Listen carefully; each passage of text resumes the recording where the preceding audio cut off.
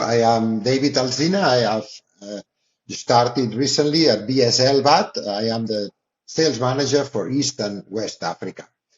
Based on this, BSL experience in Africa has started very strongly in Southern Africa. So the success that we had there, mostly because of the right partners that we have found, what we plan is to deliver the same success to the east and west parts of Africa, mostly focused in Nigeria and Kenya, but of course to the adjacent countries. So my role will be to find the partners that we need to have, support them, and make sure that the solutions arrive to as many people as possible.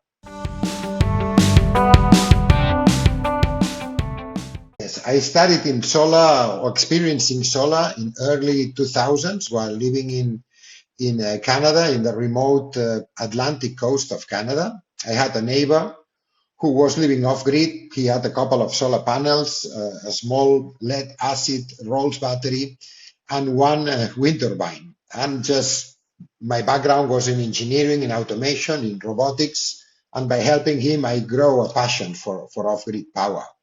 Shortly after that, I moved back to Spain. I am based in Spain, in Europe, and there I joined Santrex Technologies. They were a manufacturer of inverter chargers based in Canada. With them, I initially experienced both grid-tie solutions and off-grid solutions, and I also discovered Africa for the first time. So pretty soon, I was very passionate about off-grid, much more than grid-tie, and of course, very passionate about Africa. So I then moved on to work for Outback Power. Outback Power was a manufacturer of inverter chargers, totally focused in off-grid solutions, and with them, I remain completely focused in Africa.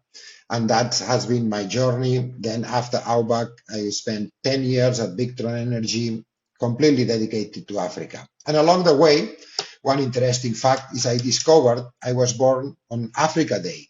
So if you check the calendar, May 25th, it happens to be Africa Day. That's the day I was born, and probably that's why it's natural that I'm in Africa for 20 years now.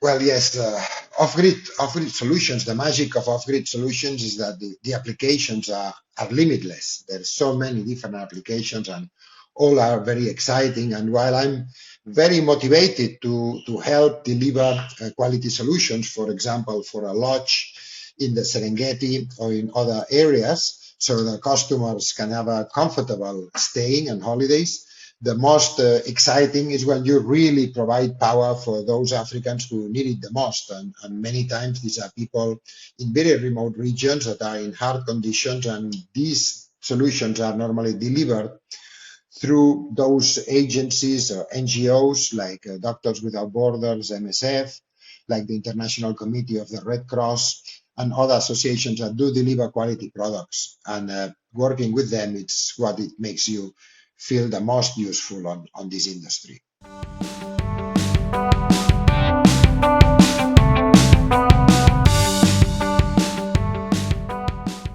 Well, the technical solutions are already there to deliver quality products, and because quality products and quality installations are definitely cheaper than low quality products and solutions, one aspect that could improve the solar market in Africa would be to extend the access to financing to more and more people in Africa. Basically, by having the financing solution on their hands, people could afford more quality, higher quality products that would deliver cheaper energy because the power will be on for many, many more years than when people have the limitation of only buying what they can buy out of their pocket. So improving financing for energy access could be a great step forward into the universalization of energy access in Africa.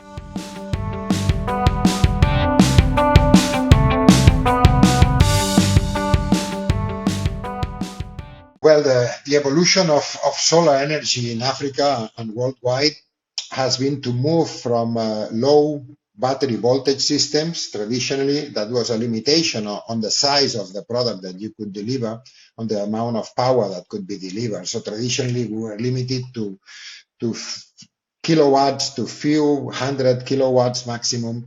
Now, with the high voltage solutions on batteries, it means that we can now power higher power demands, and that will be the solution and the trend that keeps on going.